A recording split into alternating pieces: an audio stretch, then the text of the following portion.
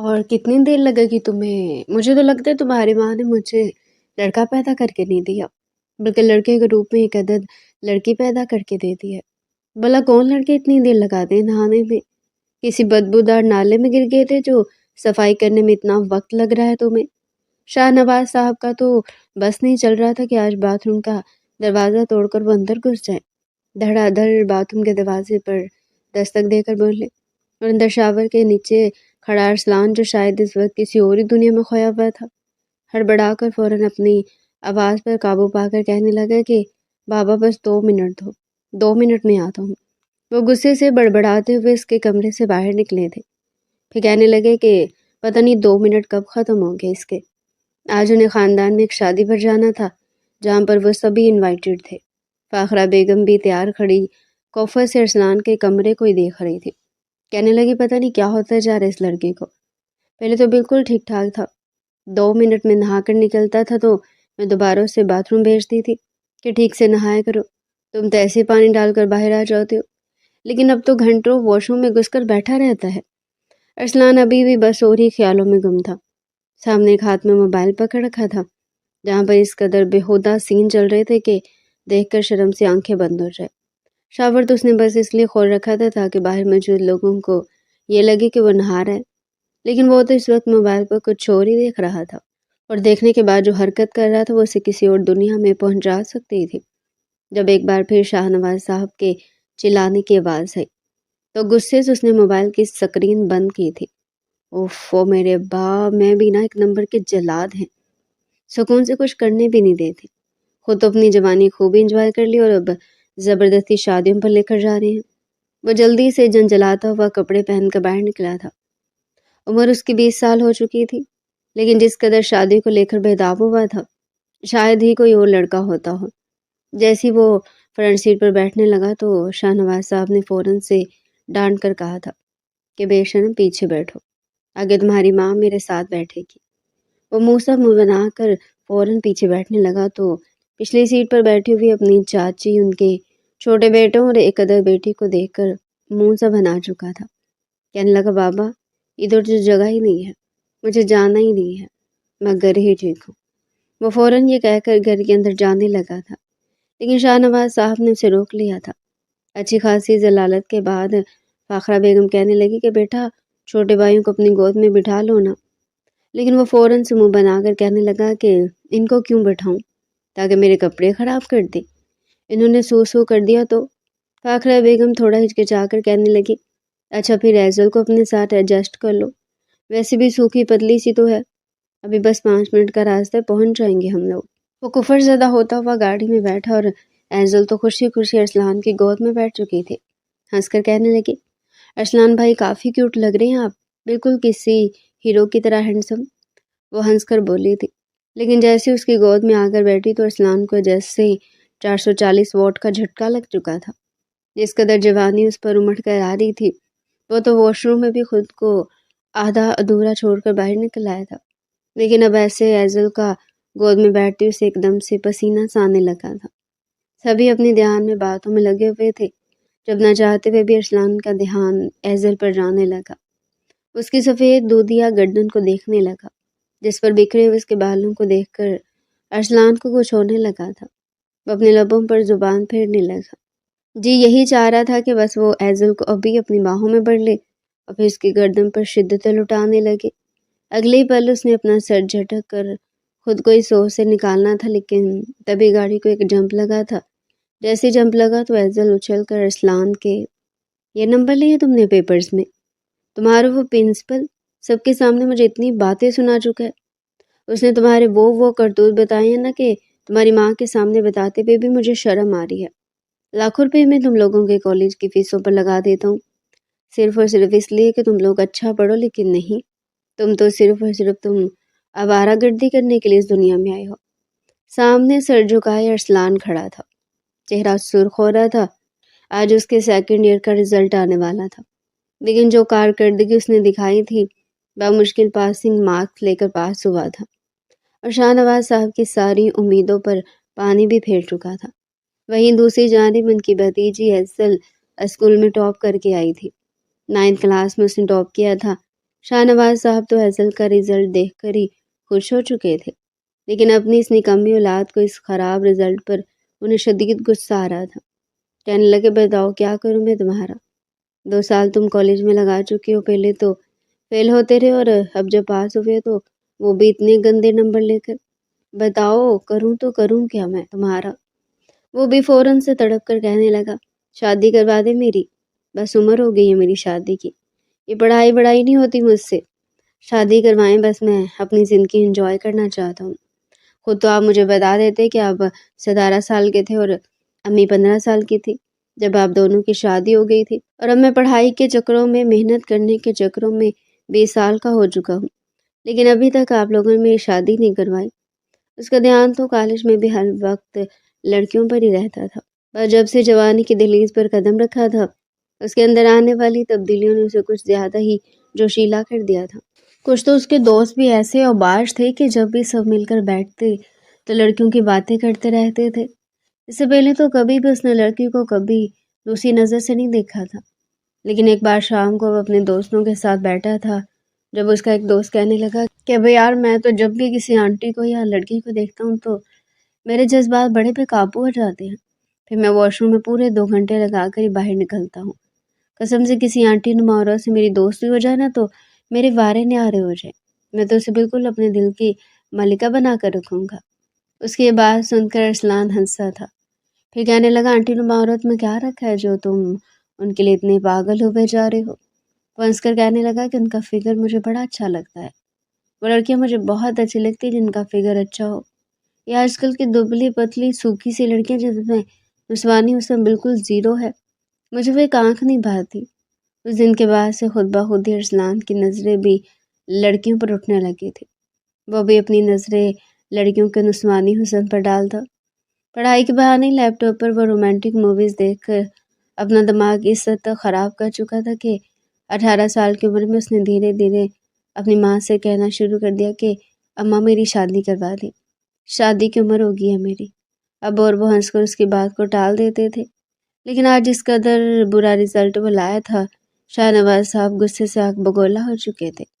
اس سے پہلے کہ اس پر ہاتھ اٹھاتے فخر افندی وہاں پر آ چکے تھے، کہنے لگے ارے بھائی صاحب جوان اولاد ہے، ہاتھ کیوں اٹھا رہے ہیں، چھوڑے، بس اسے جتنا پڑھ لیا نا کافی ہے، ویسے بھی ہماری اپنی فیکٹری اپنا بزنس ہے، اس کو ادھر لگا دیں گے، پڑھائی نہیں کرتا تو نہ کرے، آج کل کے بچے بس موبائل اور سوشل میڈیا سے باہر نکلے تو انہیں پڑھائی کی خبر ہونا۔ شاہ نواز صاحب اور فخر صاحب دونوں ایک ہی گھر میں رہتے تھے، اوپر نیچے پورشن تھے۔ ارسلان تو اپنے ماں باپ کا اکلوتا بچہ تھا، لیکن فر صاحب کی بڑی بیٹی ایزل اور 2 چھوٹے جڑواں بچے تھے۔ ایزل کی عمر ابھی 14 سال تھی، شروع سے اس کی دوستی ارسلان کے ساتھ کافی گہری تھی، وہ بغیر جھجک کے بغیر دستک دیے ارسلان کے کمرے میں کبھی بھی داخل ہو جاتی۔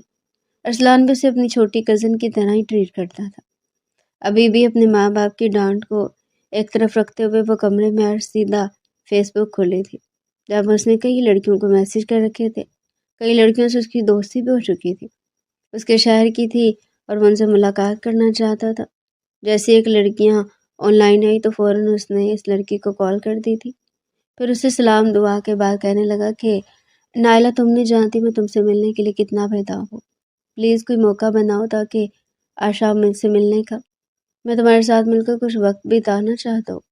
نائلہ بھی شاید آج فل موڈ میں تھی، ہنس کر کہنے لگی کہ ٹھیک ہے لیکن جگہ میری ہوگی جہاں پر تم مجھ سے ملنے کے لیے آؤ گے۔ ارسلان کی تو خوشی سے باتیں کھل چکی تھی، اتنی جلدی نائلہ ملنے کے لیے مان چکی تھی، اسے یقین نہیں آ رہا تھا۔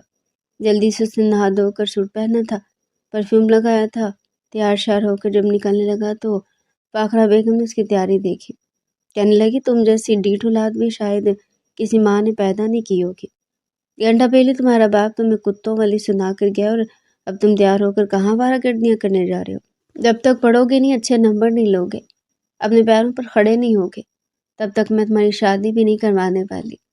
لیکن وہ اپنی ماں کی بات کو یکسر نظر انداز کرتا ہوا کہنے لگا یہیں پاس میں ہی جا رہا ہوں، اب بلا وجہ بابا کی چمچی بند کر انہیں کال کر کے بتاتی نہ رہنا کہ میں گھر سے باہر نکلا ہوں، آ جاؤں گا کچھ دیر تک۔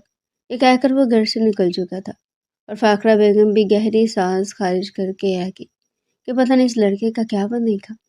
جیسے وہ گھر سے باہر نکلنے لگا تو صحن میں فٹ بال کھیلتی ایزل دوڑی دوڑی اس کی طرف آئی تھی۔ کہنے لگی، کہاں جا رہے ارسلان بھائی؟ مجھے بھی اپنے ساتھ لے جائیں، بڑے دن ہوئے باہر گھومنے نہیں گئی۔ ارسلان نے ایزل کی طرف دیکھا، پھر کہنے لگا، گرل فرینڈ سے ملنے جا رہا ہوں، ڈیٹ پر وہاں تم جیسے کباب میں ہڈی کھا کیا میں اچار ڈالوں گا؟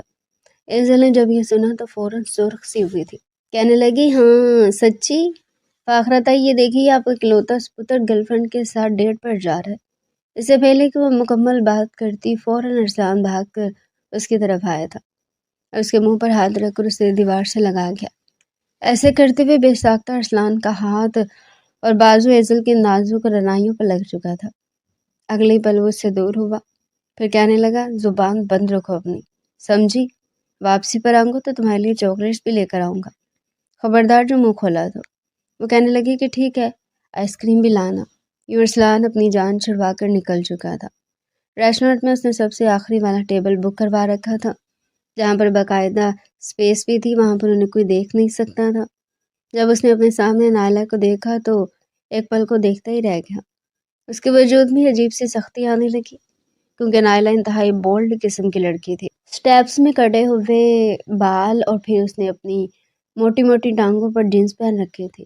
جو شرٹ اس نے پہن رکھی تھی اس کے سامنے کے 2 بٹن بھی کھلے ہوئے تھے، جس سے اس کی رڑائیاں صاف جھلک رہی تھی۔ اس کے سامنے بیٹھتی یوں ہی باتوں میں مگن ہو چکا تھا، بہانے بہانے سے اس کا ہاتھ بھی چھو رہا تھا اور اس کے حسن کی تعریفیں بھی کرتا جا رہا تھا۔ پھر سامنے سے اٹھ کر اس کے ساتھ موجود چیئر پر بیٹھ گیا، کہنے لگا، نائلہ، جتنی تم خوبصورت ہو نا، قسم سے تم نہیں جانتی تمہارے یہ حسن مجھ پر کیسے قیامت ڈھا رہا ہے۔ کاش تم مجھے کچھ دیر کے لیے میسر آ جاتی تو میں تمہارے ساتھ اپنے بہت سے جذبات پورے کر لیتا۔ نائلہ ہنس کر ایک آنکھ ونک کر کے کہنے لگی، تو پھر دیر کس بات کی، چلو۔ یہ کہہ کر وہ ریسٹورنٹ کے ساتھ ہی موجود ہوٹل میں جانے لگی۔ جب ہوٹل کا کمرہ بک کرنے کی باری آئی تو نائلہ اپنا لب کاٹ کر کہنے لگی کہ میں 1 گھنٹے کا 6000 لیتی ہوں، تم بتاؤ کتنی دیر میرے ساتھ گزارنی ہے؟ 6000 کا سن کر ارسلان کو جھٹکا لگا تھا۔ اس کی جیب میں تو اس وقت 600 روپے بھی موجود نہیں تھے۔ کہنے لگا، کیا مطلب ہے نائلہ؟ ہم تو فرینڈز ہیں نا، پچھلے 2-3 مہینوں سے میں تمہیں جانتا ہوں، کیا ہو گیا یار؟ دوستوں کے ساتھ کیسے پیسوں کی باتیں کر رہی ہو؟ میں تو تمہیں ایک اچھی لڑکی سمجھتا ہوں۔ لیکن وہ فوراً سے اپنے تیور بدل کر کہنے لگی، کیا مطلب ہے تمہارا؟ مفت میں تمہارے ساتھ میں ہوٹل کے کمرے میں چلی جاؤں؟ جب جیب میں 600 روپے رکھے تھے تو کیا مفت کا مال سمجھ رکھا ہے مجھے؟ ہٹو یہاں سے، پھٹیچر کہیں کے۔ ارسلان تو اپنا سمو لے کر رہ چکا تھا۔ اس نے کئی لڑکیوں سے دوستیاں کر رکھی تھی، لیکن کوئی بھی لڑکی اس کے اتنے قریب نہیں آئی تھی کہ وہ اپنے جذبات اس کے ساتھ پورے کر سکتا۔ اس روز جب وہ گھر آیا تو اسے کچن سے کسی کے رونے کی آوازیں آ رہی تھی۔ غور کرنے پر پتہ چلا کہ یہ آواز تو ایزل کی تھی۔ کیا ہوا تھا اسے؟ وہ تو گھر پر ہی سب کی لاڈلی تھی، کوئی اس اونچی آواز میں بات تک نہیں کرتا تھا۔ اگر وہ رو پڑتی تھی تو سب لوگ اس کے ارد گرد جمع ہو جاتے تھے۔ ارسلان جیسے ہی کچن کی طرف جانے لگا تو فاخرہ بیگم کی آواز آئی تھی، کہنے لگی کہ ارے بیٹا، یہ ہر لڑکی کے ساتھ ہوتا ہے، رونا بند کرو۔ جب لڑکی کو پہلی بار یہ سب ہوتا ہے نا تو اس کا مطلب ہوتا ہے کہ لڑکیاں جوانی میں قدم رکھ چکی ہیں، اس میں رونے والی کوئی بات نہیں ہے۔ تمہیں کوئی بیماری نہیں لگی، بلکہ یہ تو اچھی بات ہے کہ تم اب جوان ہو چکی ہو، اور اب دیکھنا تمہارے وجود میں کیسی کیسی تبدیلیاں آئیں گی۔ تمہارا فگر پہلے سے کتنا حسین ہو جائے گا اور تم کتنی خوبصورت ہو جاؤ گی۔ چلو میرا بچہ، رونا بند کرو۔ اس وقت اس کی ماں یعنی نصرت بیگم گھر نہیں تھی، وہ کسی کام سے بازار گئی ہوئی تھی۔ اس دن جیسے اسکول سے واپس آئی تو اسے اپنے پیٹ اور ٹانگوں میں شدید درد ہو رہا تھا، بخار بھی محسوس ہو رہا تھا۔ واش روم میں گئی تو اس کی چیخ نکل چکی تھی، کیونکہ اسے پہلی بار ماہواری آ چکی تھی اور وہ ڈر کے مارے چیخنے چلانے لگی تھی۔ گھر میں امی تو تھی نہیں، اس لیے روتے ہوئے اپنی تائی جان کے پاس آئی تھی کہ پتہ نہیں مجھے کیا ہو گیا، لیکن وہ اسے بڑے پیار سے سمجھا رہی تھی۔ دروازے کے باہر کھڑا ارسلان یہ سن کر تھوڑا چونک چکا تھا، فوراً وہیں سے اپنے کمرے میں گیا اور پیریڈز کے بارے میں سرچ کرنے لگا۔ یہ چیز اسے بڑی انوکھی لگی تھی، کیونکہ اس سے پہلے وہ اس کے بارے میں نہیں جانتا تھا۔ اس دن کے بعد سے اس کی نظریں ایزل پر بھی بڑی عجیب طریقے سے اٹھنے لگی تھی، کیونکہ جوانی کی دہلیز پر قدم رکھنے کے بعد ایزل کے وجود میں کافی تبدیلیاں آئی تھیں۔ کچھ تو وہ کھٹی چیزیں کھانے کی بھی بہت زیادہ شوقین تھی، جب دیکھو املی اور کھٹے چورر اس کے ہاتھ میں ہوتے تھے۔ پاپڑ چپس تو جیسے اس کے دور کے رشتے دار ہوں، ان کو تو اس نے کبھی پوچھا نہیں تھا۔ گرمیوں کا موسم آتا تو اسپیشل کچی کیریاں منگا کر چاٹ مسالہ لگا کر کھاتی تھی۔ یہی وجہ تھی کہ عمر تو بھی اس کی وہی تھی، لیکن چند ماہ میں ہی اس کا فگر کافی بڑھنے لگا تھا۔ وہ پہلے سے صحت مند لگنے لگی تھی اور اس کے وجود میں کافی تبدیلیاں آئی تھی۔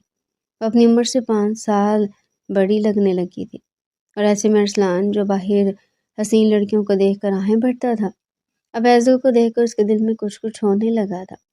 پہلے تو جب بھی ایزل اس کے پاس آتی تھی تو وہ اسے جان چھڑواتا تھا، اس کا کام کرتا تو فوراً سے کمرے سے بھاگ جانے کو کہتا، لیکن اب اسے اس کی موجودگی اچھی لگنے لگی تھی۔ وہ بڑی بے قراری کے ساتھ اس کے وجود کے ایک ایک حصے کو غور سے دیکھتا۔ ارسلان پڑھائی تو چھوڑ ہی چکا تھا، اب اپنے والد کے ساتھ فیکٹری جاتا تھا، وہاں کا کام سمجھ رہا تھا۔ کچھ ڈیلرز کے ساتھ ہی وہ لیپ ٹاپ پر آن لائن میٹنگ کے بعد ابھی بیٹھا ہی تھا کہ جب دروازے پر بغیر دستک دیے ایزل کمرے میں داخل ہوئی۔ اس وقت ارسلان شرٹ اور شارٹس پہنے ہوئے تھا، گرمیوں کا موسم تھا۔ ایزل کو دیکھ کر وہ مسکرایا، پھر کہنے لگا، کیا کام ہے تمہیں؟ بغیر مطلب کے تو تم میرے کمرے میں کبھی نہیں آئی۔ وہ منہ پھلاتے ہوئے فوراً اپنی کتابوں کا ڈھیر اس کے سامنے لگا کر کہنے لگی کہ ارسلان بھائی، مجھے یہ سمجھ نہیں آ رہا، پلیز یہ فزکس کا نومیریکل سمجھا دینا مجھے۔ فزکس سے تو دور دور تک ارسلان کا کوئی رشتہ ناتا ہی نہیں تھا، ہر بار وہ فزکس میں فیل ہی ہوتا آیا تھا، لیکن اسے اپنے پاس بیٹھی ایزل کو دیکھ کر اس کا جی نہیں جا رہا تھا کہ وہ اٹھ کر یہاں سے جائے۔ وہ بہانے سے اسے چھونا چاہتا تھا، اس کی کمر پر ہاتھ رکھ کر کہنے لگا کہ اچھا تم ذرا ادھر میرے پاس ہو کر بیٹھو نا، میں تمہیں سمجھاتا ہوں۔ یہ کہہ کر وہ فوراً سے اسے اپنے ساتھ جوڑ گیا تھا اور کتاب سامنے رکھ کر لفظوں کے تانے بانے جوڑ کر کہنے لگا کہ تم اپنا دوسرا ہاتھ ادھر کرو۔ یہ کہتے ہوئے اس نے اپنا ہاتھ پہلی بار ایزل کی رانائیوں کو ٹچ کیا تھا۔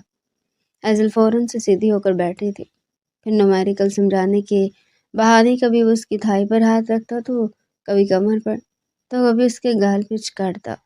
اسے یہ سب کچھ کرتے ہوئے ایک عجیب سا سرور مل رہا تھا۔ وہ عمر میں اسے 6 سال چھوٹی تھی، لیکن دھیرے دھیرے وہ ایزل کے دل میں عجیب سی باتیں ڈالنے لگا۔ جب بھی وہ اسے اکیلا دیکھتا تو اس کے پاس آ کر بیٹھتا، پھر اس سے باتیں کرتا، اس کے لیے کبھی چاکلیٹ تو کبھی آئس کریم لے کر آتا، بہانے سے اسے گھر سے باہر گھمانے بھی لے کر جایا کرتا تھا۔ ایک شام وہ ایزل کو کہنے لگا کہ ایزل میں تم سے محبت کرنے لگا ہوں، اگر تم مجھے نہ ملی تو میں مر جاؤں گا، پلیز تم مجھ سے شادی کر لو۔ اس کے تو بھی وہم و گمان میں بھی یہ پیار محبت اور شادی نہیں تھی، وہ تو ارسلان کو اپنا بھائی سمجھ رہی تھی۔ اس کے الفاظ پر وہ تھوڑی گڑبڑا سی گئی، کہنے لگی، ارسلان بھائی یہ کیسی باتیں کر رہے آپ؟ میں آپ سے شادی کیسے کر سکتی ہوں؟ میں تو آپ کو اپنا بھائی سمجھتی ہوں۔ وہ فوراً سے سر پکڑ کر کہنے لگا کہ میں تمہارا بھائی نہیں ہوں، پلیز مجھے بھائی بھائی مت کہا کرو۔ 2 بھائیوں تمہارے، کیا وہ کافی نہیں ہیں؟ اب میری بھی کوئی بہن نہیں ہے تو کیا میں تمہیں بہن بنا رہا ہوں؟ پلیز میری بات کو سمجھو، میں تمہیں پسند کرتا ہوں، اگر تم ہاں کر دو گی نا تو ہم دونوں کی شادی ہو جائے گی، ہم دونوں ایک ساتھ بہت خوش رہیں گے، پلیز۔ وہ اپنا ہاتھ آگے بڑھا کر ایزل کے چہرے پر پھیر رہا تھا، اور چہرے سے پھیرتے ہوئے جیسے ہی وہ نیچے لانے لگا تو وہ فوراً پیچھے ہٹی تھی۔ ایزل کے چہرے پر خوف آ چکا تھا، کیونکہ ارسلان کی آنکھوں میں جو کچھ تھا اسے دیکھ کر اسے ایک عجیب سی وحشت سی ہونے لگی۔ وہ کہنے لگی، نہیں، مجھے آپ سے کوئی شادی نہیں کرنی، پلیز آپ میرے ساتھ ایسی باتیں مت کیا کریں، ورنہ میں تائی جان کو بتا دوں گی کہ آپ مجھے ایسا کہہ رہے ہیں۔ وہ وہاں سے اس کے کمرے سے بھاگ چکی تھی۔ ارسلان کے دماغ سے پیار کا بھوت اترا تھا، اسے یہ خوف ستانے لگا کہ اگر اس لڑکی نے اس کے ماں باپ کو بتا دیا تو کیا ہوگا؟ اگر اس نے اپنے بھی ماں باپ کو بتا دیا تو شاہ نواز اس کی جو حالت کرے گا وہ سوچ بھی نہیں سکتا تھا۔ لیکن ایزل نے کسی سے کوئی بات نہیں کی تھی، تو ابھی صرف 17 سال کی ہوئی تھی، شروع سے ہی سب کی لاڈلی رہی تھی، اس لیے بچپن اور معصومیت اس میں کوٹ کوٹ کر بھری تھی۔ اس دن کے بعد سے وہ ارسلان سے دور رہنے لگی تھی۔ ایک روز جب وہ کالج سے گھر آنے لگی تو واپسی پر ارسلان اسے لینے کے لیے پہنچا ہوا تھا۔ وہ کہنے لگی کہ آپ کیوں لینے آئے ہیں؟ میں وین میں آ جاتی، لیکن ارسلان کہنے لگا کہ میرے ہوتے ہوئے تمہیں وین میں آنے کی کیا ضرورت ہے؟ اب پھر مجھے تم سے ضروری بات کرنی ہے، ایزل جھجکتے ہوئے اس کے ساتھ گاڑی میں بیٹھ چکی تھی، تھوڑی جھجک بھی رہی تھی کہ یہ دیکھ کر ارسلان کہنے لگا کہ کم آن یار ایزل، ڈر کیوں رہی ہے مجھ سے؟ بچپن ہمارا ایک ساتھ گزرا ہے، ہم نہ صرف کزنز بلکہ ایک اچھے دوست بھی تھے، پھر ڈرنے والی کیا بات ہے؟ کیا میں تمہیں بندے کھانے والا لگتا ہوں؟ ایزل نفی میں سر ہلا گی، کہنے لگی کہ نہیں بس ایسے ہی، پلیز اب گاڑی جلدی چلائیں۔ لیکن ارسلان گاڑی مزید آہستہ کر چکا تھا، کہنے لگا ایزل کیا تم کسی اور کو پسند کرتی ہو؟ وہ فوراً کانوں کو ہاتھ لگا کے کہنے لگی کہ استغفر اللہ، یہ کیسی باتیں کر رہے ہیں آپ؟ میں صرف پڑھائی کرتی ہوں، میرا دھیان پڑھائی کی طرف ہے، یہ پیار محبت شادی کی طرف میرا کوئی دھیان نہیں ہے، مجھے تو یہ بھی نہیں پتا پیار ہوتا کیسے ہے، پلیز آپ مجھ سے ایسی باتیں نہ کیا کریں، مجھے الجھن ہوتی ہے۔ ارسلان موقع کا فائدہ اٹھا کر کہنے لگا کہ یہی محبت ہوتی ہے، یہی پیار ہوتا ہے جو میں تم سے کرتا ہوں، تم مجھ سے کرتی ہو۔ دیکھو تمہیں اپنے ماما پاپا سے بھی پیار ہے، مجھ سے بھی پیار ہے، تم میرے ماں باپ سے بھی جان لوٹاتی ہو، تو کیا اچھا نہیں ہے کہ ہم دونوں شادی کر لیں؟ ذرا سوچو، ہم دونوں اگر شادی کر لیں گے تو ہمارے گھر والے کتنے خوش ہوں گے، اور باہر کی دنیا کیا نہیں دیکھ رہی ہو تم؟ میری بات سمجھو، میں نے سنا تھا تمہاری ماما تمہاری شادی کی باتیں کر رہی تھی، ہمارے خاندان میں تو ویسے بھی لڑکیوں کی شادی جلدی ہو جاتی ہے، ابھی 18 سال کی ہوتی فوراً تمہارے ہاتھ پیلے ہو جائیں گے۔ جیسے جیسے وہ بات کر رہا تھا ایزل گھبراتی جا رہی تھی۔ ارسلان کہنے لگا دیکھا نہیں آئے روز سوشل میڈیا پر کیسی کیسی خبریں آ رہی ہوتی ہیں، شادی کے اگلے دن ہی شوہر بیوی کے ساتھ کتنا جانور والا سلوک کرتا ہے، اسے مار دیتا ہے، ٹکڑے ٹکڑے کر کے پھینک دیتا ہے، اور ایسے ایسے ظلم ہوتے ہیں کہ بیچاری لڑکی سسرال والوں کے ظلم سے ایسی جان دیتی ہے۔ کیا تمہیں مجھ سے بہتر کوئی اور لڑکا ملے گا؟ بتاؤ مجھے، ابھی سے تم ہاں کر دو گی نا تو اچھا رہے گا، میں نہیں چاہتا کہ تم گھر سے باہر جاؤ اور کسی روز ہمیں کوئی کال کر کے کہے گی کہ آپ کی بیٹی ایمرجنسی میں ہمیں اس حالت میں ملی ہے۔ ارسلان جس طرح سے اسے ڈرا رہا تھا ایزل تو گھبرا چکی تھی، فوراً ارسلان کی طرف دیکھ کر کہنے لگی کہ پلیز چپ کر جائے، آپ کیسی خوفناک باتیں کر رہے ہیں، میرا تو بی پی ہائی ہو گیا ہے، میں نے شادی کرنی ہی نہیں ہے، میں صرف اور صرف آپ کے ساتھ شادی کروں گی، بس سوچ لیا میں نے، آپ تو میرے ساتھ ایسا نہیں کریں گے نا، مجھے کوئی درد، مجھے تکلیف نہیں دیں گے۔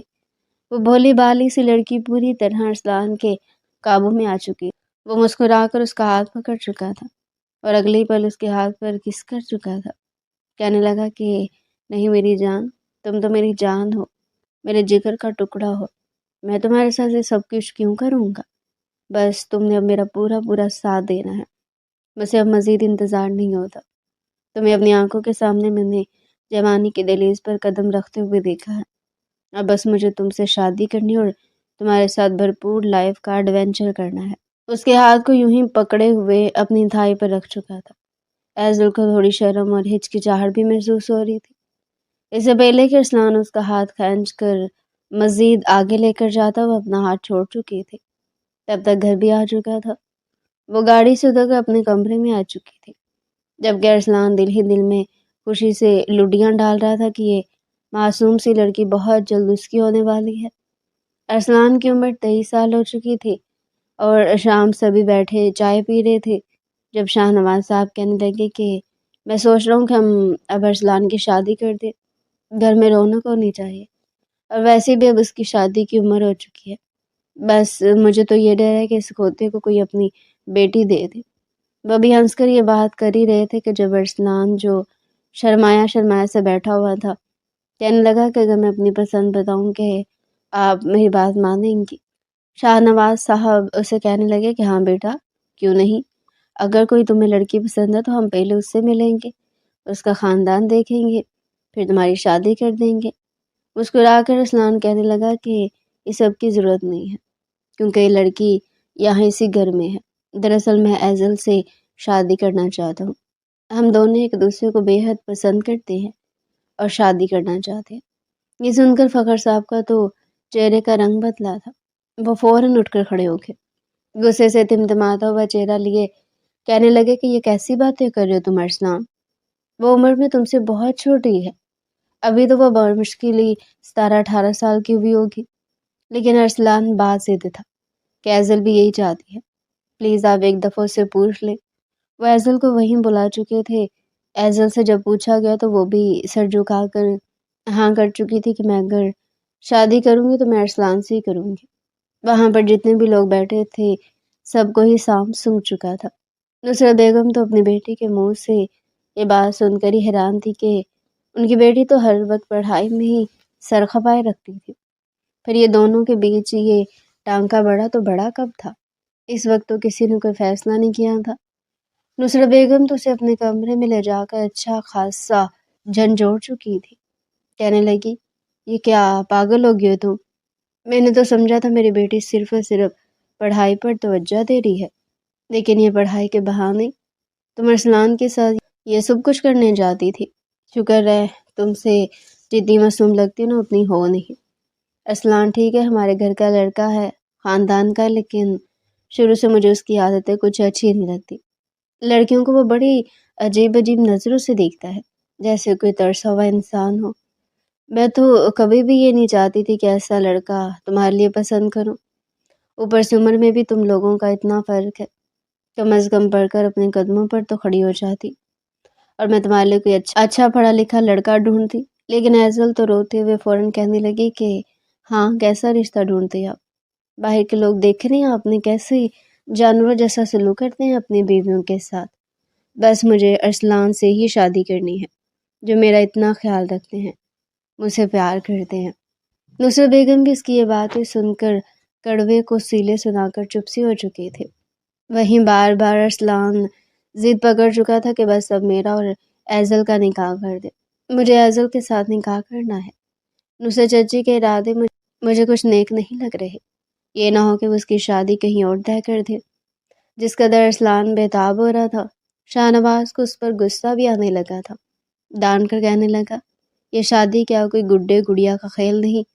اگر میرا بھائی اور بھاوا جھان کرے گی تو میں تمہاری اس کے ساتھ شادی کرواؤں گا۔ کسی طرح کی زبردستی میں اپنے چھوٹے بھائی کے ساتھ نہیں کرنے والا۔ فخر صاحب نے تو صاف کہہ دیا تھا کہ بھائی صاحب مجھے اس رشتے کے بارے میں سوچنے کے لیے وقت چاہیے۔ شاہ نواز نے تو یہ بھی کہہ دیا تھا کہ اگر انکار بھی کر دو تو مجھے کوئی خاص فرق نہیں پڑے گا، کیونکہ ایزل مجھے بالکل اپنی بیٹی جیسی عزیز ہے۔ لیکن وہیں ارسلان کو تو دورے پڑنے لگے تھے۔ اس رات جب سب اپنے اپنے کمروں میں سونے کے لیے لیٹ گئے اور ایزل بھی اپنے کمرے میں بیٹھی کل کے ٹیسٹ کی تیاری کر رہی تھی، تو اس کے دروازے پر دستک ہونے لگی۔ وہ ہڑبڑا کر کہنے لگی کہ کون ہے؟ ارسلان اسے کہنے لگا کہ دروازہ کھولو، مجھے تم سے بات کرنی ہے۔ گھڑی اس وقت رات کے 12 بج جا رہی تھی۔ ایزل کو تھوڑی تشویش ہوئی، وہ کہنے لگی کہ آپ اس وقت یہاں پر کیا کریں، پلیز اپنے کمرے میں جائیں، میں دروازہ نہیں کھولنے والی۔ لیکن ارسلان اسے غصے سے کہنے لگا کہ کھولو دروازہ، مجھے تم سے بات کرنی ہے، جلدی کرو اس سے پہلے کہ کوئی آ جائے۔ ایزل مرتی کیا نہ کرتی، آگے بڑھ کر اس نے دروازہ کھول دیا تو ارسلان فوراً سے کمرے میں آیا تھا۔ دروازہ بند کر کے اسے کندھوں سے پکڑ کر کہنے لگا، یہ کیا تماشا لگایا ہوا ہے؟ مجھے تم سے شادی کرنی ہے تو بس کرنی ہے مجھے، گھر والے اتنا ڈیلے کیوں کر رہے ہیں؟ بس تم نے اپنی ماں کو یقیناً حامی نہیں بھری ہوگی میرے لیے، ہے نا؟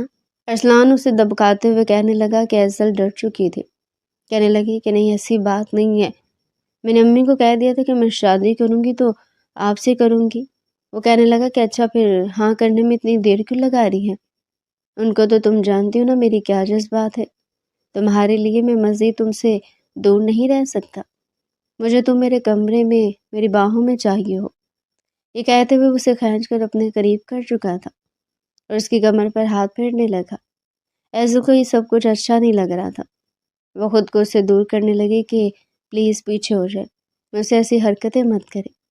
لیکن ارسلان آخر کتنا خود پر کنٹرول کرتا، اسے بیڈ پر گرا کر خود اس کے اوپر آ چکا تھا۔ کہنے لگا بس بھی کرو، ہونے والا شوہر ہوں تمہارا، جانتی بھی ہو شادی کے بعد میاں بیوی کے بیچ کیا کچھ ہوتا ہے، تھوڑا سا ٹریلر مجھے تمہیں دکھانے تو دو۔ اس سے پہلے کو کچھ کہتی دھڑلے سے دروازہ کھلا تھا۔ سامنے نصرت بیگم کھڑی تھی، وہ تو اسے دودھ دینا بھول گئی تھی، لیکن جیسے ہی یاد آیا تھا تو فوراً سے دودھ گرم کر کے اس کے لیے لا رہی تھی۔ لیکن آگے دونوں کو بیڈ پر گتھم گتھا دے کر ٹرے ان کے ہاتھ سے چھوٹ چکی تھی۔ شور کی آواز سن کر نچلے پورشن سے شاہ نواز صاحب بھی اوپر آ چکے تھے۔ گھبرا کر ایزل اپنی ماں کی طرف گئی تھی کہ मामा ये खुद मेरे कमरे में आए थे। लेकिन नुसरत बेगम तो एक ज़नाटे दार थप्पड़ उसके मुंह पर ही मार चुकी थी। कहने लगी कि ये क्या कर रहे हो तुम दोनों, और अरसलान तुम यहाँ पर क्या कर रहे हो। मुझसे भी थप्पड़ जड़ गई थी कि शर्म नहीं आती तुम दोनों को ये सब कुछ करते हुए। अरे बेशर्म हो गए तुम दोनों, घर की सब बड़े भी वहीं आ चुके थे। अरसलान तो बड़ी डटाई से कहने लगा कि कहा तो है हम दोनों की शादी करवा दे। जब घर में जवान जहान लड़का लड़की भी इकट्ठे रहेंगे तो ये सब कुछ तो होगा ही ना। जब इज्जत एहतराम से कहा कि हमारा निकाह करवाएं तो आपको समझ ही नहीं आती। अब हाथ उठाकर हमारे जज्बात नहीं दबा सकती आप। एजल नफ़ी में सर हिलाकर बताना चाहती थी कि उसमें उसका कोई कसूर नहीं है, ना उसने अरसलान को बुलाया था, लेकिन उसकी बात पर यकीन अब कौन करता। शाहनवाज ने गहरी सांस खारिज की। फ़खर भी गुस्से से अपनी बेटी को देख रहे थे। कहने लगे कि ठीक है, इसी जुम्मे को तुम दोनों का निकाह होगा। नुसरत बेगम कहने लगी कि सिर्फ निकाह ही होगा, रुखसती नहीं होगी। चारों ना चार घर में शादी की तैयारियां होने लगी थी। अरसलान तो बहुत खुश था कि उसे आखिरकार एक बीवी मिलने वाली है और वह इतने सालों से अपने दबाए हुए जज्बात सब कुछ उस पर लुटा डालेगा। वहीं एजल भी अपने अरूसी जोड़ा देखकर खुश हो चुकी थी। जब निकाह का वक्त आया वो दुल्हन बनकर स्टेज पर आकर बैठी तो अरसलान तो उसे देखता ही रह गया था। उसका हुस्न देखकर अरसलान के लिए अब उसे दूर रहना बिल्कुल नामुमकिन सा हो चुका था। जैसे ही निकाह हुआ, इजाब व कबूल के फ़ौरन बाद वो सीधा अपने बाप के पास गया था। फिर कहने लगा कि बाबा निकाह तो वैसे भी हो चुका है, अब मज़ीद इंतज़ार क्या करना, ऐसा करें मेरी रुखसती भी अभी ही कर दें। वो मुस्कुरा कर कहने लगा तो शाहनवाज ने उसे वहीं डांट दिया था। कहने लगे पागल हो गए हो क्या तुम, अभी एजल बच्ची है, मैं ये तुम्हारी बात बिल्कुल नहीं मानूंगा। रुखसती कुछ अरसे बाद ही होगी, लेकिन वो तो जिद पकड़ चुका था। मेहमानों के सामने कहने लगा कि मुझे अभी के अभी रुखसती चाहिए तो चाहिए। अगर आप मेरी बात नहीं मानेंगे तो मैं अभी के अभी आपकी भतीजी को तलाक देकर इस घर से चला जाऊंगा। शाहनवाज तो बेटे की बात सुनकर घबरा चुके थे। इस कदर डीठ और हट धर्म हो चुका था। वो तो उसकी माँ को कड़वी कुसीली सुना रही थी जैसे उसे इतना बिगाड़ दिया था। मजबूरन अपने छोटे भाई से कहने लगे कि निकाह तो वैसे भी हो चुका है। फ़खर अब अरसलान कह रहा है कि रुखसती भी कर देनी चाहिए। रुखसती का सुनते ही अजल के चेहरे पर खौफ के कई साए आने लगे थे। वह इनकार करने लगी कि नहीं, मुझे अभी पढ़ाई करनी, मैं अभी रुखसती नहीं करूँगी। लेकिन अरसलान ने उसे गुस्से से देखकर चुप रहने को कहा था। वो तो वैसे उसकी धमकियों से काफ़ी डरने लगी थी। फ़खर साहब को अपने बड़े भाई की बात थोड़ी अजीब लगी थी। पहले तो थोड़ा इनकार करते रहे, लेकिन जिस तरह अरसलान जिद पर अड़ चुका था, मजबूरन उन्हें रुखसती करना ही पड़ी।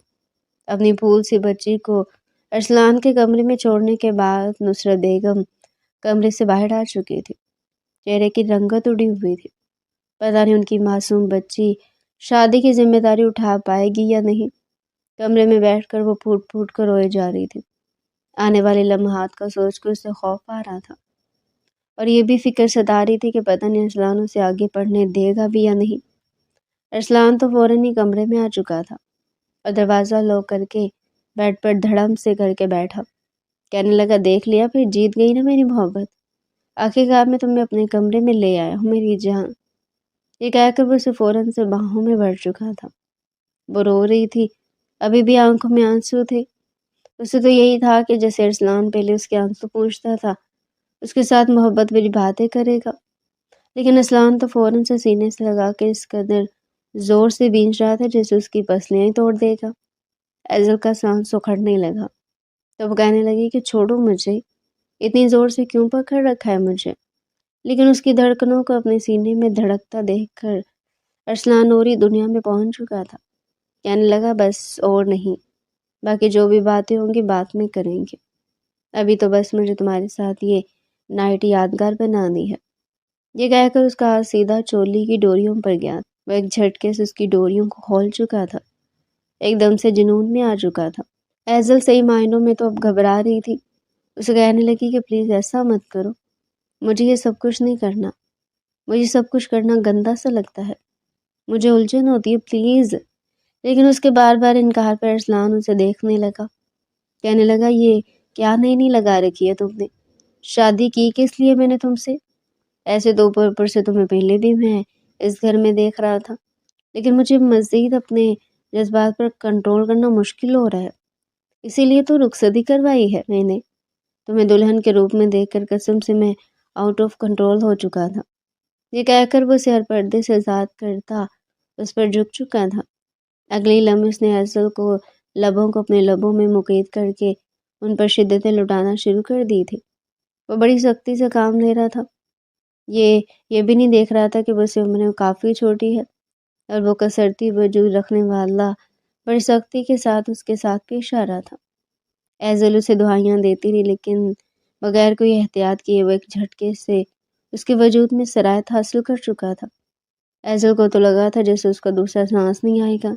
اس کی آنکھوں کے آگے اب اندھیرا چھانے لگا تھا، لیکن یہ دیکھے بغیر کہ اس وقت ایزل کی اس کیفیت میں ہے، ارسلان اس پر مسلسل شدتیں لٹاتا رہا تھا۔ سالوں کا جو ارمان تھا گولڈن نائٹ کا، وہ آج پورا جو ہو رہا تھا۔ جب وہ اپنی شدت لٹانے کے بعد نارمل ہوا اور ایزل کی طرف دیکھا تو اس کے چھکے چھوٹے تھے۔ ایک دم سے چہرے کا رنگ بدلا تھا۔ وہ ایزل کو آواز دینے لگا، ایزل آنکھیں کھولو، سو گئی ہو کیا؟ لیکن جیسے ہی وہ اس کے وجود سے الگ ہوا تو اس کے پسینے چھوٹ چکے تھے، کیونکہ پورا بستر رنگین ہو چکا تھا۔ ایزل کو بے تحاشا بلیڈنگ ہو رہی تھی اور وہ اکھڑے اکھڑے سانس لے رہی تھی۔ بلڈ پریشر خطرناک حد تک کم ہو چکا تھا۔ اپنی جنونیت میں یہ بھول ہی چکا تھا کہ ایزل کے یہ سب کچھ پہلی بار تھا، اور پہلی بار تو بڑی احتیاط برتنی پڑتی ہے۔ لیکن جوش میں وہ ہوش کھو چکا تھا۔ اگر وہ جا کر اپنی ماں کو بتاتا تو وہ تو اسے وہیں پر جوتے مارنا شروع کر دیتی۔ وہ ڈر چکا تھا۔ آدھے گھنٹے تک تو یوں ہی ایسے اسے جگانے کی کوشش کرتا رہا، لیکن دھیرے دھیرے ایزل کا وجود ٹھنڈا پڑنے لگا۔ گھبراتے ہوئے اس نے ایزل کو گود میں اٹھایا تھا۔ گاڑی میں بٹھا کر وہ گھر سے باہر نکل چکا تھا۔ اسے ہاسپٹل لے کر جا رہا تھا، لیکن فاخرہ بیگم گاڑی کی آواز سن کر اٹھ چکی تھی۔ باقی سب تو فنکشن کے تھکے ہارے سو رہے تھے۔ جب ارسلان کو گاڑی لے کر جاتے دیکھا تو اسے کال کر چکی تھی کہ کہاں جا رہے تم دونوں، بتاؤ مجھے، اس وقت کون سا آؤٹنگ کا وقت ہے؟ رات کے 1 بج رہے ہیں۔ وہ گھبراتے ہوئے رونے لگا تھا، کہنے لگا کہ ماما پتہ نہیں ایزل کو کیا ہو گیا، میں اس کو ڈاکٹر کے پاس لے کر جا رہا ہوں، اس کو ہوش ہی نہیں آ رہا۔ پہلے تو فاخرہ بیگم کچھ سمجھ نہ سکی۔ جب اسے ہاسپٹل لے کر گیا، جس سولیے میں ایزل تھی، ہاتھوں پر لگی مہندی اور کچھ جولری بھی اس نے پہن رکھی تھی، صاف لگ رہا تھا کہ وہ نئی نویلی دلہن ہے۔ ڈاکٹر تو اس کی حالت دیکھ کر یہ سمجھ چکی تھی کہ بہت کچھ غلط ہو چکا ہے۔ وہ اسے فوراً اندر لے گئی۔ جب اس کا چیک اپ کیا تو ڈاکٹر بھی بڑبڑاتے ہوئے باہر نکلی تھی۔ غصے سے کہنے لگی، یہ کیا رشتہ ہے آپ کا اس کے ساتھ؟ ارسلان کہنے لگا کہ میں شوہر ہوں اس کا۔ وہ کہنے لگی کہ اچھا کیا قصور تھا اس بیچاری کا جو اس پر اتنا ظلم کیا گیا ہے؟ آج کل کے لڑکوں کو ہو کیا گیا ہے، بیوی کو سمجھ لیتے ہیں کہ وہ پلاسٹر کی گڑیا ہے کہ اس کے ساتھ کچھ بھی کر گزریں گے۔ اس قدر بلیڈنگ ہو رہی ہے اسے کہ بلڈ پریشر بالکل کم ہو چکا ہے۔ پتہ نہیں ماں باپ کی کیا مجبوری رہی ہوگی جو اس پھول جیسی بچی کو اس طرح درندے کو سونپ دیا۔ جس طرح ڈاکٹر اسے ڈانٹ رہی تھی، گھبرا کر ارسلان رونے لگا تھا۔ کبھی دوبارہ فاخرہ بیگم کی کال آئی تو وہ دہاڑے مار کر روتا ہوا اپنی ماں کو بتانے لگا کہ ماما پلیز جلدی ہاسپٹل آ جائیں، میں تو بس ایزل کے ساتھ پیار ہی کیا تھا، لیکن وہ بے ہوش ہو گئی۔ ڈاکٹر کہہ رہی ہے بلیڈنگ بہت ہو گئی ہے، پتہ نہیں کیا ہوگا۔ فاخرہ بیگم شرم کے مارے اپنے شوہر کو بھی بتا نہیں پا رہی تھی۔ بڑی ہمت کر کے انہوں نے شاہ نواز صاحب کو اٹھایا تھا اور وہ ہاسپٹل پہنچے تھے۔ ہاسپٹل پہنچتے ہی شاہ نواز اسے کالر سے پکڑ کر گاڑی تک لایا تھا اور پھر پارکنگ ایریا میں کتنے ہی تھپڑ اس کے منہ پر دے مارے تھے۔ ارسلان کا ہونٹ پھٹ چکا تھا، ناک سے بھی خون آنے لگا تھا۔ اسے تقریباً گھسیٹ کر گاڑی پر پھینک کر کہنے لگے کہ درندے انسان، تو ہے تم پر مجھے تو اب تمہاری پیدائش پر ہی شک ہو رہا ہے۔ مجھے لگ رہا ہے تم ہمارا خون ہی نہیں ہو۔ ہماری اولاد ہاسپٹل میں کسی اور کی اولاد سے بدل گئی تھی اور تم کسی کا گندا خون ہماری طرف چلے ہے۔ شرم نہ آئی تمہیں معصوم بچی کو اس حال تک پہنچاتے ہوئے؟ ارسلان روئے جا رہا تھا، کہنے لگا بابا مجھے معاف کر دے، لیکن مجھ سے کہنے لگے کہ دور ہو جاؤ میری نظروں سے، میرے سامنے آئے تو پتہ نہیں میں کیا کر دوں گا تمہارے ساتھ۔ نصرت بیگم کو جب پتہ چلا وہ تو اپنا سر پیٹ چکی تھی۔ وہ تو ارسلان کو کوسنے لگی کہ میں تو پہلے ہی کہتی تھی کہ لڑکا مجھے خراب لگتا ہے، مت کرو اپنی بیٹی کی زندگی خراب۔ اس نے میری معصوم بچی کو اپنی باتوں میں ورگلا کر شادی کے لیے پھنسایا، لیکن کسی نے میری ایک نہ سنی۔ ڈاکٹر کا کہنا تھا کہ بلڈ پریشر لو ہونے کی وجہ سے ان کے دماغ پر خاصا اثر پڑا ہے، اس لیے ایزل کومے میں جا چکی ہے۔ اگر 72 گھنٹوں کے اندر اندر انہیں ہوش نہ آیا تو ان کا ہوش میں آنا ناممکن ہو جائے گا۔ ارسلان کتنی ہی دیر اپنے کمرے میں بیٹھا گزشتہ رات کے لمحات سوچتا رہا تھا۔ بیڈ کی چادر دیکھ کر اسے الجھن ہو رہی تھی۔ وہ اپنے ناخنوں سے اپنا منہ خروشنے لگا، خود کو تھپڑ مارنے لگا کہ اس نے ایسا کیوں کیا، کیوں اس نے اپنے ہاتھوں سے اپنا آپ برباد کیا اور معصوم سی ایزل اس کی زندگی برباد کر دی۔ نہ جانے اسے کتنی تکلیف بھی ہوگی۔ اپنے زخمی ہونٹ کو دیکھ کر اسے درد ہو رہا تھا، لیکن وہ لڑکی نہ جانے کتنی دیر اس کی دی تکلیفوں کو اپنے وجود کے اندر حصوں میں سہتی رہی تھی۔ وہ چیخ چیخ کر رونے لگا، اس کا ضمیر اسے جھنجھوڑ رہا تھا، یا پھر پہلی بار کسی لڑکی کے ساتھ وقت گزارنے کا جو خوبصورت خیال اس کے ذہن میں تھا وہ پانی کے بلبلے کی طرح اٹھ چکا تھا۔ جب فاخرہ بیگم گھر لوٹی تو وہ اپنی ماں سے بار بار پوچھنے لگا کہ ڈاکٹر کیا کہتے ہیں، ایزل ٹھیک تو ہو جائے گی نا؟ پہلے تو اس سے کچھ نہ بولی، پھر کہنے لگی کہ ایزل کو خون کی ضرورت ہے، اس کے بلڈ گروپ کا خون ہمیں مل نہیں رہا، بلڈ بینک سے بھی۔ ارسلان کا بلڈ گروپ بھی وہی تھا جو ایزل کا تھا۔ وہ فوراً ہاسپٹل پہنچا تھا، ڈاکٹر سے کہنے لگا کہ پلیز میرا بلڈ لگا دیں ایزل کو، چاہے جتنا بھی لگانا ہو لگا دیں، میرا سارا خون نکال کر اسے دے دے، لیکن پلیز ایزل کو کچھ بھی نہ ہو۔ وہ روتے ہوئے یہ سب کچھ کہہ رہا تھا اور ایزل بے ہوش پڑی تھی۔ وہ بار بار اس کے چہرے کی طرف دیکھ رہا تھا جو بالکل زرد پڑ چکا تھا۔ ڈاکٹر 2 بوتلیں خون نکال کر ایزل کو لگا چکے تھے۔ جب 40 گھنٹوں بعد ایزل کو ہوش آ چکا تھا، ذہن میں ایک بار پھر وہی منظر گھومنے لگے تو وہ چلا کر کہنے لگی کہ پلیز دور رہو مجھ سے، پلیز ارسلان ایسا مت کرو، مجھے درد ہو رہا ہے، میں مر جاؤں گی۔ نرسیں اس کا ہاتھ پکڑنے لگی تھی کیونکہ وہ خواب میں بھی چیختے ہوئے اپنے ڈریپس اتارنے لگی تھی، لیکن وہ بہرحال ہوش میں آ چکی تھی۔ جیسے ہی ہوش میں آئی تو اپنی ماں کے سینے سے لگ کر پھٹ پھٹ کر رونے لگی، کہنے لگی مجھے ارسلان کے ساتھ نہیں رہنا، بس وہ بہت گندا ہے، اسے میرے ساتھ بہت غلط حرکت کی ہے، مجھے اپنی ٹانگوں کے بیچ بہت درد ہو رہا ہے، ماما مجھے شادی نہیں کرنی، مجھے ڈر لگتا ہے، مجھے اس گھر میں ہی نہیں جانا۔ ارسلان سے بے تحاشا خوفزدہ ہو چکی تھی، وہ تو اس گھر میں بھی نہیں جانا چاہتی تھی جہاں پر وہ رہتا تھا۔ فخر صاحب نے اپنی بچی کی حالت دیکھی تو شاہ نواز صاحب کے سامنے ہاتھ جوڑ دیے کہ میں نے سب سے بڑی غلطی کر دی آپ کو اپنی بیٹی دیکھ کر، میں نے اپنے ہاتھوں سے اپنی بیٹی کو جہنم میں جھونک دیا۔ وہ وہیں سے اپنی بچی کو لے کر اپنے فلیٹ میں شفٹ ہو چکے تھے۔ دھیرے دھیرے ایزل کا خوف کم ہونے لگا تھا، لیکن وہ چپ چپ سی بس بیٹھی رہتی تھی۔ وہیں ارسلان کو اب احساس ہو رہا تھا کہ اس نے کتنا غلط کیا۔ اس کا جی چاہا تھا کہ وہ ایزل کے پاس جائے، بچپن سے لے کر اب تک وہ اس کی نظروں کے سامنے تھی، وہ کب اس سے محبت کرنے لگا تھا، اسے احساس نہیں ہوا تھا۔ اب اس کی غیر موجودگی میں وہ اس کے لیے تڑپ رہا تھا۔ 1 مہینہ گزر چکا تھا، وہ اپنی ماں سے کہنے لگا کہ پلیز مجھے ایزل کے پاس لے جائیں، میں اسے معافی مانگنا چاہتا ہوں۔ فاخرہ بیگم پہلے تو انکار کرنے لگی، لیکن پھر اسے اپنے ساتھ لے کر آ چکی تھی۔ نصرت بیگم نے تو پہلے ارسلان کو اپنے گھر میں داخل ہونے نہیں دیا تھا، لیکن پھر فاخرہ بیگم کے کہنے پر اسے اندر آنے کی اجازت دے چکی تھی۔ وہ اپنے ہاتھوں میں پھولوں کے گلدستے چاکلیٹس لے کر آیا۔ ایزل اس وقت اپنے کمرے میں تھی۔ ارسلان جیسے ہی کمرے میں آیا تو اسے دیکھ کر وہ گھبرا چکی تھی، کہنے لگی کیوں آئے ہیں آپ یہاں، چلے جائیں پلیز، ماما پلیز آپ یہاں پر ہیں، یہ پھر سے آ گئے، یہ مجھے مار دیں گے۔ لیکن ارسلان اس کے پاس گیا تھا، کہنے لگا نہیں پلیز پلیز مجھ سے ڈرو مت، میں تمہارا اچھا دوست ہوں، تمہارا کزن، تمہارا شوہر، مجھے معاف کر دو اس رات کے لیے۔ بس جنون میں مجھے پتہ نہیں چلا، مجھے احساس ہی نہیں ہوا کہ تمہیں اتنی تکلیف ہو رہی ہوگی، مجھے لگا تھا شاید تم بھی میری طرح سب کچھ انجوائے کرو گی، لیکن سب کچھ غلط ہو گیا، پلیز ڈرو مت۔ وہ کہنے لگی مجھے ہاتھ مت لگاؤ تو وہ ایزل سے دور ہو کر بیٹھ گیا۔ وہ خود بھی رو رہا تھا۔ ایزل اسے روتا دیکھ کر تھوڑی نرم پڑی تھی۔ وہ چاکلیٹس اور پھول اس کی طرف بڑھا کر کہنے لگا یہ میں تمہارے لیے لایا ہوں۔ وہ چپ چاپ بیٹھے اس کی باتیں سنتی رہی تھی۔ اس کے بعد ارسلان اکثر روز وہاں پر آنے لگا تھا، جب بھی آتا تو اس کے لیے کچھ نہ کچھ لے کر آتا۔ وہ اس کے دل میں اپنا خوف ختم کرنا چاہتا تھا۔ ایک روز خود ہی کہنے لگا، ایزل تم آگے پڑھنا چاہتی تھی نا، اتنے مہینے تم نے کالج چھوڑ رکھا ہے، اب دوبارہ سے اس سیمیسٹر سے اپنی پڑھائی کنٹینیو کرو۔ ایزل دوبارہ سے پڑھائی بھی جاری کر چکی تھی۔ اسے کالج سے لانا اور چھوڑ کر آنا ارسلان کا ہی کام تھا۔ دوبارہ اس نے ایزل سے کوئی ایسی بات نہیں کی تھی جس سے وہ اس سے ڈرے، بالکل بچوں کی طرح اس کا خیال رکھنے لگا تھا۔ دھیرے دھیرے ایزل کا بھی ڈر ختم ہو چکا تھا، لیکن وہ اسے معاف نہیں کر پا رہی تھی۔ جب تک اس کی پڑھائی مکمل نہیں ہوئی تھی، ارسلان نے اس پر کسی قسم کا کوئی دباؤ نہیں ڈالا تھا، بلکہ وہ تو صحیح معنوں میں ایزل سے محبت ہی اب کرنے لگا تھا۔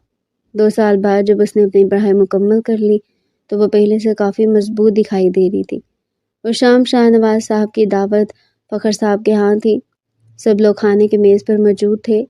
جب شاہ نواز صاحب کہنے لگے کہ پچھلے 2 سال سے وہ گھر نہیں بلکہ مکان بن چکا ہے، پلیز میرے بھائی واپس اس گھر میں آ جاؤ تاکہ اس گھر کی رونق بحال ہو جائے۔